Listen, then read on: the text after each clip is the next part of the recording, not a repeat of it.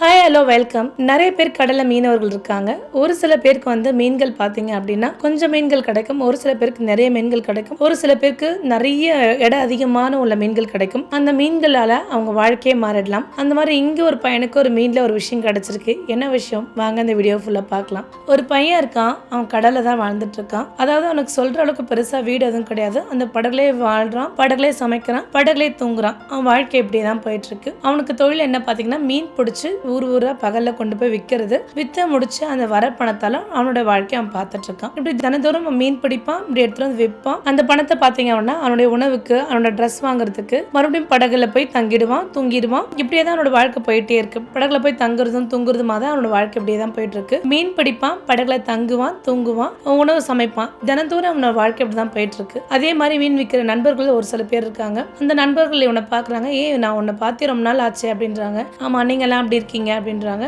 நாங்களாம் நல்லா தான் இருக்கோம் அப்படின்னு சொல்றாங்க.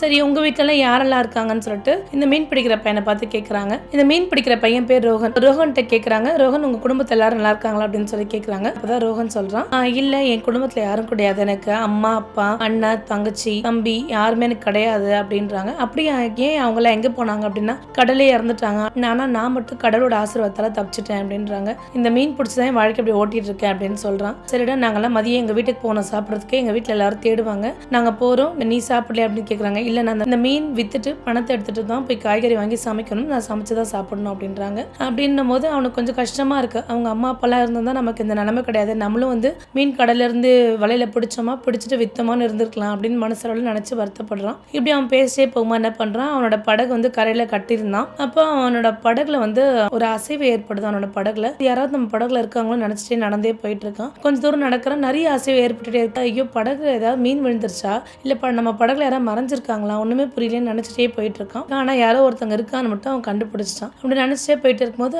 அவன் கண்ணை நம்பவே முடியல. அவனுக்கு ஒரே ஆச்சரியம், அதிர்ச்சி, பயந்துட்டான். அந்த படகுல ஒரு பெண் இருக்கா. அதை பார்த்தோன்னே எனக்கு ஒரே ஆச்சரியம், நம்ம படகுல இப்படி ஒரு பொண்ணு அப்படின்னு சொல்றான். அப்ப அந்த பெண் அவனை பார்த்தோன்னே இந்த பெண்ணும் பயந்துடுறா. ஐயோ மன்னிச்சுக்கோங்க அப்படின்னு சொல்றான். யார் நீங்க அப்படின்னு சொல்லிட்டு இந்த பையன் ரோஹன் கேட்கறான். அந்த பெண் சொல்றான், இல்ல எங்க அப்பா கிட்ட இருந்து தப்பிக்கிறதுக்காக தான் இந்த படகுல இருந்து மறைஞ்சிட்டேன். நான் கடல்ல விழலான்னு தான் போனேன், ஆனா எனக்கு என்னமோ கடலை பார்த்தோன்னே பயம் வந்துருச்சு. பயம் வந்ததால தான் நான் இந்த படகுல ஒளிஞ்சுக்கிட்டேன். தயவுசெய்து என்ன தப்பா நினைச்சுக்காதீங்க அப்படின்றான். நான் தப்பாலாம் நினைச்சுக்கல அப்படின்னு சொல்றான். நீங்க யார், இந்த படகோட சொந்தக்காரங்கன்னு கேட்கறான். ஆமாங்க, நான் தான் அந்த படகோட சொந்தக்காரன் அப்படின்னு சொல்றாங்க. சரின்னு சொல்லிட்டு என்ன பண்றான், அந்த பெண் கிட்ட கேட்கறான், கடலை கொஞ்சம் தூரம் பயணம் போலாமா அப்படின்னு சொல்லிட்டு கேட்கறாங்க. ஓ போலாமே அப்படின்னு சொல்லிட்டு என்ன பண்றான். சரி, உங்களை பத்தி சொல்லுங்க அப்படின்னு சொல்லிட்டு அவன் கேட்கறான். என்னை பத்தி எதுக்கு உங்களுக்கு, என்னை பத்திலாம் எதுவும் தேவையில்லை, நீங்க படகை மட்டும் ஓட்டுங்க, என்னை கரையில விட்டுடுங்க, நான் எங்க வீட்டுக்கு போயிடுறேன் அப்படின்றான். இல்ல, நீங்க ரொம்ப பார்க்க பதட்டமா இருக்கீங்க, என்ன விஷயம் தெளிவா சொல்லுங்க அப்படின்றான். அவன் ரொம்ப யோசனை பண்ணிட்டு இருக்கா. எப்படி நம்ம தெரியாத ஒருத்தங்கிட்ட நம்ம விஷயத்த சொல்றது அப்படின்னு யோசனையா இருக்கு. நீங்க என்னை நம்பி சொல்லலாம், நான் யார்கிட்டயும் சொல்ல மாட்டேன் அப்படின்னு மறுபடியும் அவன் கேட்கறான். சரி, நீங்க ரொம்ப என்னை வற்புறுத்ததால நான் சொல்றேன் அப்படின்ற. எங்க குடும்பம் ஒரு பெரிய பணக்கார குடும்பம், நாங்க ரொம்ப செல்வந்தரா இருந்தோம், ரொம்ப சந்தோஷமா இருந்தோம், பணத்துக்கும் உணவுக்கும் எங்களுக்கு எந்தவித குறையும் இல்லை. நான் எங்க அம்மாவோட வளர்ந்தேன். எங்க அம்மா எனக்கு ரொம்ப உயிர். எங்க அம்மா என்னை ரொம்ப பார்த்து வளர்ப்பாங்க. என்னை வளர்க்கறதுக்கு ரொம்ப கஷ்டப்பட்டாங்க. இப்பவுமே நான் அம்மா பின்னாடியே தான் இருப்பேன். எங்க அம்மா என்னோட ஒவ்வொரு அசைவுக்கும் எங்க அம்மாவுக்கு என்னன்னு தெரியும். நான் எங்க அம்மா விட்டு எப்பவுமே பிரிஞ்சதே கிடையாது. எங்க போனாலும் சரி, அம்மாட்ட சொல்லாம போக மாட்டேன். அம்மா பெர்மிஷன் கொடுத்தாதான் போவேன். நானும் அம்மாவும் ஒரு நல்ல நண்பர் போல இருந்தோம். அவங்க இல்லைன்னா நான் இல்லைன்ற மாதிரி இருந்தோம். எங்க அம்மாவை நம்பிதான் இருந்தது என் வாழ்க்கை. எனக்கு உலகமே என் அம்மா ஒருத்தங்க மட்டும்தான். எங்க அம்மா எனக்கு பிடிச்ச உணவு செஞ்சு தரதா இருக்கட்டும், எனக்கு பிடிச்ச ஆடை வாங்கி தரதா இருக்கட்டும், எல்லாமே ஒவ்வொரு விஷயமும் எனக்கு பார்த்து செஞ்சுட்டே இருந்தாங்க. அவங்க திடீர்னு இறந்துட்டாங்க. அவங்க இறந்ததுல இருந்து என்னால அந்த விஷயத்த மீளவே முடியல. அது மட்டும் இல்லாம அவங்க அம்மா இறந்ததுக்கு அப்புறம் அப்பா என்ன நிறைய கொடுமை பண்ண ஆரம்பிச்சார். என்னால தாங்கிக்கவே முடியல. ரொம்ப சித்திரவதை செய்ய ஆரம்பிச்சார். அதனால அவர்கிட்ட இருந்து தப்பிக்கிறதுக்காக நான் கடல்ல விழுந்து குதிக்கலான்னு தான் வந்தேன். ஏன்னா கடல்ல கொஞ்சம் பார்த்தோன்னே பயம் வந்துருச்சு. கடல்ல விழுந்து குதிச்சாலும் என்ன காப்பாத்திருவாரோன்னு பயம் வந்தது. அதனால தான் நான் அந்த படகுல ஒளிஞ்சுக்கிட்டேன். இப்ப நீங்க நடுக்கடல்ல கூட்டிட்டு வந்தீங்க, நான் இப்ப நடுக்கடல்ல விழுந்து சாகிறதுக்கு ரெடியா இருக்கேன் அப்படின்னு சொல்றா. அப்போ ஒரு நிமிஷம் இருங்க அப்படின்னு சொல்லிட்டு அந்த பையன் சொல்றான். ஏன் நீங்க சாகணும், தப்பு செஞ்ச உங்க அப்பாவே நல்லா வாழுறாரு, நல்ல வாழ்க்கை கடவுள் உங்களுக்கு கொடுத்திருக்காரு, நீங்க ஏன் வாழக்கூடாது அப்படின்னு சொல்லிட்டு அந்த பையன் கேட்கறான். அப்போ ஒரு கணம் அந்த பெண் யோசிக்கிறான். ஆமா, எங்க சித்திரவதை பண்ண எங்க அப்பாவும் உயிரோட தான் இருக்காரு, நான் ஏன் சாகணும் அப்படின்னு. உங்க அம்மா நீங்க சாகிறதுக்காக தான் இவ்வளவு கஷ்டப்பட்டு உங்களை வளர்த்தாங்களா, உங்களுக்கு தேவையானதெல்லாம் செஞ்சாங்களான்னு. ஆமா நல்லா வளர்த்தாங்க, நான் சாகணும்னு எங்க அம்மா விரும்ப மாட்டாங்க அப்படின்னா. அப்ப நீங்க ஏன் வாழ்க்கை வாழக்கூடாது அப்படின்றான். ஆனா எனக்கு எதுவுமே தெரியாது, எனக்கு எந்த விஷயமும் தெரியாது, நான் படிச்சிருக்கேன் அவ்வளவுதானே தவிர்த்து வேற எதுவும் எனக்கு தெரியாது, இந்த வெளி உலகம் எனக்கு எதுவுமே எனக்கு தெரியாது அப்படின்றான். உங்களுக்கு ஆட்சேபம் என்னன்னா நீங்க என் கூடவே இருக்கலாம் அப்படின்னா. அப்படியா, உங்க வீடு எங்க இருக்கு அப்படின்னு சொல்லிட்டு கேட்கிறேன். அப்ப அந்த பையன் சொல்றான், சொல்கிறான். எனக்கு வீடுலாம் எதுவும் பெருசாக கிடையாது. ஏதோ அண்ணன் தம்பி இருந்திருந்தாங்கன்னா நான் சம்பாதிக்கிற காசில் என் அண்ணனுக்காக என் தம்பிக்காக ஏதாவது ஒரு வீடு கட்டியிருக்கலாம், அவங்களுக்காக நான் வாழலாம். யாருக்காக வாழ வேண்டிய அவசியமே கிடையாது. அப்படியா, என்ன சொல்கிறீங்க அப்படின்னு சொல்லிட்டு அந்த பெண் கேட்குறா. ஆமாம், எனக்கு அம்மா அப்பா அண்ணன் தங்கச்சி தம்பி தாத்தா பாட்டி யாருமே கிடையாது. அப்படி அவங்களாம் எங்கே போனாங்க அப்படின்னு சொல்லிட்டு கேட்குறா. இல்லை, அவங்க ஒரு கடல் சீற்றத்தால் எல்லாருமே இந்த கடலே விழுந்து இறந்துட்டாங்க அப்படின்றான். அப்படியா அப்படின்னு சொல்லிட்டு ரொம்ப வருத்தமாக கேட்குறேன். உங்கள் சின்ன வயசுல இறந்துட்டாங்களான்னு கேட்குறேன். ஆமாம், நான் சின்ன வயசுல இருக்கும்போது இறந்துட்டேன். அப்போ இங்கே உள்ள கிராமத்தில் உள்ள மக்கள் தான் எனக்கு உணவுலாம் கொடுத்தாங்க. எப்படி நீங்கள் வாழ்க்கையை ஓட்டினீங்க அப்படின்னு கேட்குறேன். கிராமத்துக்காரங்க ஒரு நாள் 2 நாள் கொடுப்பாங்க, தினமும் கொடுக்க மாட்டாங்க. நான் வாழ்றதுக்கு என்னோட வாழ்வாதாரத்துக்காக நான் ஏதாவது ஒன்று கற்றுக்கணும்னு நினச்சேன். அப்போ என்ன பண்ணேன், கரையிலே உள்ள மீனை வேட்டையாடி மார்க்கெட்டில் கொண்டு போய் விற்க ஆரம்பித்தேன். இப்படி விற்று கொஞ்சம் பணத்தை சேர்க்க ஆரம்பித்தேன். நான் சாப்பிட்டு போக மிச்சம் பணத்தை சேர்த்து வச்சு கஷ்டப்பட்டு நான் ஒரு படகு வாங்கினேன். அந்த படகுல தான் என் வாழ்க்கை முழுதும் நான் கழிச்சேன் அப்படின்றான்.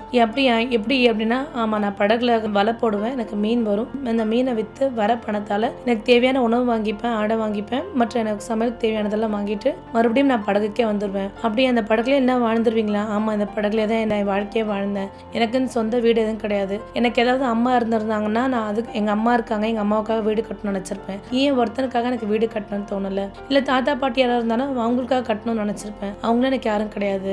அதனால எனக்கு வீடு கட்டணும்னு பெருசாக தோணலை. நான் படகு வாங்கிட்டேன், அந்த படகுலேயே தூங்குவேன், படகுலேயே எல்லாத்தையும் செஞ்சுப்பேன், கரையோரமாக நிப்பாட்டுவேன், குளிப்பேன், எல்லா வேலையும் செஞ்சுப்பேன். இப்படிதான் வாழ்க்கை போயிட்டு இருக்குன்னு ரோஹன் சொல்கிறான் அந்த பெண் கிட்ட. அந்த பெண் ஒரே ஆச்சரியமாக பார்க்குறா. படகுலேயே வாழ முடியுமா அப்படின்னு கேட்குறா. கண்டிப்பாக வாழ முடியும் அப்படின்றான். சரி, உங்களுக்கு ஆட்சேபணம் இல்லை, நான் அங்கே தங்கிக்கலாமா அப்படின்னு கேட்குறா. கண்டிப்பாக நீங்கள் தங்கிக்கலாம், எனக்கு ஒன்றும் ஆட்சேபணம் கிடையாது அப்படின்றான். நீங்கள் நல்ல நண்பராக எனக்கு இருக்கலாம், நான் உங்ககிட்ட உன்னை கேட்பேன்னு சொல்லிட்டு ரோஹன் கேட்குறான். என்ன அப்படின்னா, நீங்களும் நானும் திருமணம் பண்ணிக்கலாமா அப்படின்னு சொல்லி கேட்குறேன். அந்த பெண் கொஞ்சம் அதிர்ச்சி ஆகிறா. இல்லை, திருமணம் பண்ணாதான் என் கூட இருக்கணும்லாம் அவசியம் கிடையாது, நீங்கள் நண்பராக கூட என் கூட இருக்கலாம் அப்படின்றான். சரின்னு சொல்லிட்டு அந்த பெண் என்ன பண்றா, ரோஹனை பிடிச்சிருது. ரோஹன்கிட்ட சொல்றா, சரி நம்ம திருமணம் பண்ணிக்கலாம் அப்படின்னு சொல்றா. சொன்ன உடனே ரோஹனுக்கு ஒரே சந்தோஷம். நம்ம வாழ்க்கையில யாருமே இல்லாம ஒரு பிடிப்பே இல்லாம இருந்தோம், இன்னைக்கு நமக்காக ஒரு பெண் வந்திருக்கா, நம்ம நல்லபடியா வாழ்க்கை வாழணும், நம்மளோட தேவைகள்லாம் பூர்த்தி பண்ணணும் அப்படின்னு நினைக்கிறான். சரின்னு என்ன பண்றான், மத வழக்கப்படி அவன் கோவிலுக்கு போறான். அவங்க மத வழக்கப்படி கல்யாணம் பண்றதுக்கு என்னென்ன ஏற்பாடு பண்ணுமோ பண்றான். நல்லபடியா கல்யாணமும் பண்ணி முடிக்கிறான். அவனுடைய வாழ்க்கையை அந்த படகுலயே ஆரம்பிக்கிறாங்க. வாழ்க்கை ரொம்ப சந்தோஷமா போயிட்டு இருக்கு. இந்த பெண் வந்த நேரம் நிறைய அவனுக்கு மீன் கிடைக்குது. ரொம்ப சந்தோஷமா வாழ்க்கை வாழ்ந்துட்டு இருக்காங்க. திடீர்னு அந்த பெண்ணோட உடம்புல சில மாற்றங்கள்லாம் ஏற்பட்டிருந்தேன் தான் கருவுற்று இருக்கிறதா ரோஹன் கிட்ட சொல்றான். ரோஹன் ரொம்ப கண்டிப்பா சொல்றான், அந்த குழந்தை வேண்டாம், ஏன்னா நம்ம வாழ்க்கை கடல்ல தான் நம்ம கிடக்கும், சூழ்நிலை எப்படி இருக்கும் எதிர்க்கும் நம்மளால சொல்ல முடியாது, அதனால நமக்கு இந்த குழந்தை வேண்டாம், அந்த குழந்தை நம்ம கூட கஷ்டப்பட வேண்டாம், எனக்கு நீ உனக்கு நான் நம்ம 2 பேருமே சந்தோஷமா வாழலாம், தயவுசெய்து வேண்டாம் நான் சொல்றது கேளு அப்படின்றாங்க. தயவுசெய்து வேண்டாம் நான் சொல்றது கேளுன்றான். இருந்தாலும் அந்த பெண் மறுக்கிறா. ஒரு சில மாதங்கள் இப்படியே போகுது. அவளுக்கு பிரசவல ஏற்பட்டு ஒரு அழகான பெண் குழந்தை பிறக்குது. அந்த பெண் குழந்தை பார்த்தோன்னே அந்த பெண்ணுக்கு ஒரே சந்தோஷம், ரொம்ப ஆசையா இருக்கா அந்த பெண்ணு மேல, அந்த குழந்தை மேல ரொம்ப ஆசையா இருக்கா.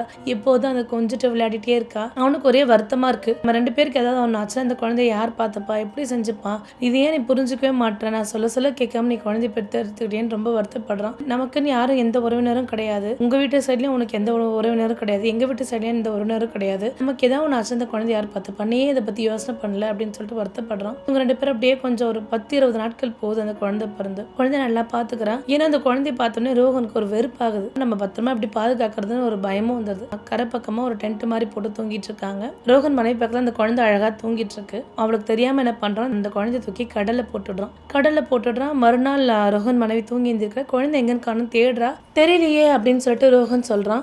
இல்ல, என் குழந்தை என்னாச்சுன்னு தெரியல, பாரு நான் சொன்னேன் நம்ம படகுல வச்சு குழந்தை வச்சு வாழ முடியாதுன்னு சொன்னா, ஆனா நீ கேட்கல, ஏதாவது தவறி விழுந்துட்டு இருக்கோம் அப்படின்றா. அப்ப ரோஹனோட மனைவி ரொம்ப அழறா, கதறி அழறா, ரொம்ப வேதனைப்படுறா, வருத்தப்படுறா, அழுத்தபடியா இருக்கு. ஏன்னா படகுல இருக்கா, எங்கேயும் போய் அவளால தேட முடியாது, வேதனைப்படுறா அப்படி அழுதுட்டே இருக்கா. கிட்டத்தட்ட ஒரு 3 நாளா அழுதுட்டே இருக்கா. அந்த 3 நாளா ரோஹனும் வலை வீசுறான். அந்த 3 நாள் அவனோட வலையில எந்த மீனுமே கிடைக்கல. அழுத்தபடியா இருக்கா. அவளுக்கு ரொம்ப வேதனையோடவே இருக்கா. ரோஹன் அவள்கிட்ட கேட்கறான், ஏன் என்னோட வலையில மீனே வரல அப்படின்னு சொல்லிட்டு மனைவி கிட்ட கேட்கறான். ஆனா மனைவி எந்த பதிலுமே கூறாம ரொம்ப அமைதியா ரொம்ப சோகமா இருக்கா. ஏன்னா அவன் 3 நாள் சாப்பிடவும் இல்லை, அவளுக்கு எந்த வித தெம்பும் இல்லை. 4வது நாள் என்ன பண்றான், ரோஹன் தன் வலையை வீசுறான்.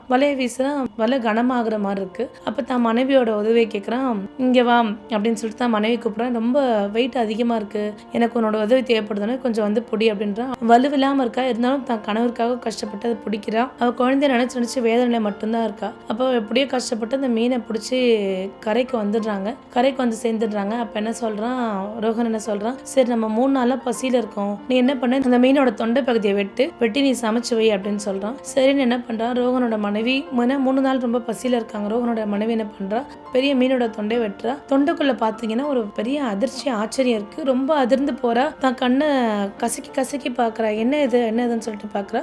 ரோஹனே கூப்பிட்றா. ரோஹன் அதிர்ந்து போகிறான். என்னது அப்படின்னு சொல்கிறா. ஏதோ ஒன்று உள்ளே வந்து அசையுதுன்னு சொல்லிட்டு சரி என்ன பண்ணுறா, ரோஹன் மனைவி என்ன பண்ணுறா, கொஞ்சம் தைரியத்தை வர வச்சு உள்ளே போய் பார்த்தானா ரோஹன் மனைவியோட குழந்தை கொஞ்சம் உயிர் பிச்ச மாதிரியே இருக்கு. ஒரே ஆச்சரியம், எப்படி இந்த குழந்தை இவ்வளோ நாள் உயிரோடு இருக்கு அப்படின்னு ரொம்ப ஆச்சரியம். ஏதோ கடல் கருணையால் அந்த குழந்தை உயிரோடு இருக்குன்னு சொல்லிட்டு என்ன பண்ணுறா, அந்த குழந்தை எடுத்து ரோஹனோட மனைவி க்ளீன் பண்ணுறா. ஆனால் குழந்தை ரொம்ப சோர்வாக இருக்குது, வெறும் அசைவம் மட்டும்தான் இருக்குது, எந்த சத்தம் எதுவுமே இல்லை. ரோஹன் மனைவி என்ன பண்ணுறா, குழந்தைய க்ளீன் பண்ணிட்டு உடனடியாக தன் தாய்ப்பாலை தரா. தாய்ப்பால் கொடுத்த உடனே கொஞ்சம் பரவாயில்லையா இருக்குது. ஒரு 2 மணி நேரம் குழந்தை போனதுக்கப்புறம் உற்சாகமாக இருக்குது. ஒரே ஆச்சரியம், ஒரே சந்தோஷம் அவனுக்கு. ஆனால் ரோஹனுக்கு மட்டும் தான் செஞ்ச குற்றத்தை நினச்சி மனசுக்குள்ளே வருத்தப்பட்டு என்ன சொல்கிறான், என் குழந்தை எனக்கு கிடச்சிச்சுன்னு சொல்லிட்டு ரோஹனோட மனைவி எனக்கு என் குழந்தை கிடச்சிச்சுன்னு ரொம்ப சந்தோஷப்படுறா, ரொம்ப ஆனந்தத்தில் இருக்கா. அப்போ ரோஹன் தான் செஞ்ச தப்பை வந்து என்ன பண்ணுறான், தான் மனைவி கிட்ட போய் சொல்கிறான், நான் உங்ககிட்ட வந்து உன்னை மறைச்சிட்டேன் அப்படின்றான். என்ன விஷயம், என்ன மறைச்சிட்டேன் அப்படின்னா, நான் தான் குழந்தைய வந்து இந்த மாதிரி கடலுக்குள்ளே தூக்கி போட்டேன் அப்படின்றான். அப்போ ரோஹன் மனைவி வேதனைப்படுறா, வருத்தப்படுறா. இந்த குழந்தை மேலே இவ்வளோ உயிராக இருக்குன்னு உங்களுக்கு நல்லாவே தெரியும், அது மட்டும் இல்லாமல் யாருமே வேண்டான்னு உங்களை நம்பி மட்டுமே வந்தேன், நீங்கள் எனக்கு போய் இப்படிப்பட்ட துரோகம் உங்களால் செய்ய முடிஞ்சது, நான் உங்களை எப்பவுமே மன்னிக்க மாட்டேன், அதுவும் என் உயிருக்கு உயிரான என் குழந்தைய உங்களுக்கு எப்படி தூக்கி போடணும்னு மனசு வந்துச்சு அப்படின்னு சொல்லிட்டு வேதனைப்படுறா. இல்லை நான் செஞ்சது ரொம்ப ரொம்ப தப்பு தான், நீ ரொம்ப கடவுளை தினமும் கும்பிடுறது அதுவோ என்னவோ தான், உன் குழந்தை உனக்கே வந்துருச்சு, நான் உனக்கு செஞ்ச பெரும் துரோகம் தான், தயவு செய்து என்னை மன்னிச்சிரு, இனியும் உன் வாழ்க்கையில நீ கவலைப்படுற மாதிரி நான் எந்த ஒரு விஷயமும் செய்ய மாட்டேன், தயவு செய்து என்னை மன்னிச்சிரு அப்படின்னு சொல்லிட்டு ரொம்ப மனமுருந்து கேட்கிறான். ரோஹனோட மனைவியும் மன்னிச்சிட்டான். ரோஹனோட மனைவி குழந்தை இப்போ 3 பேருமே ரொம்ப சந்தோஷமா வாழ்றாங்க. இப்போ ரோஹன் தன் குடும்பத்தோட ரொம்ப சந்தோஷமா வாழறான். அந்த குழந்தையையும் ரசிக்க ஆரம்பிச்சிட்டான். அந்த குழந்தையும் ரசிச்சு தன்னோட குழந்தையும் ரொம்ப நேசிக்க ஆரம்பிச்சிட்டான். இப்போ ரோஹனுக்கு ஒரு குடும்பமே கிடைச்சிருச்சு. தனியா இருந்த ரோஹனுக்கு இப்போ அழகான குடும்பம் கிடைச்சிருச்சு. இப்போ ரோஹன் ரொம்ப சந்தோஷமா வாழ்ந்துட்டு இருக்கான். மீண்டும் ஒரு நல்ல வீடியோவில் சந்திக்கிறேன்.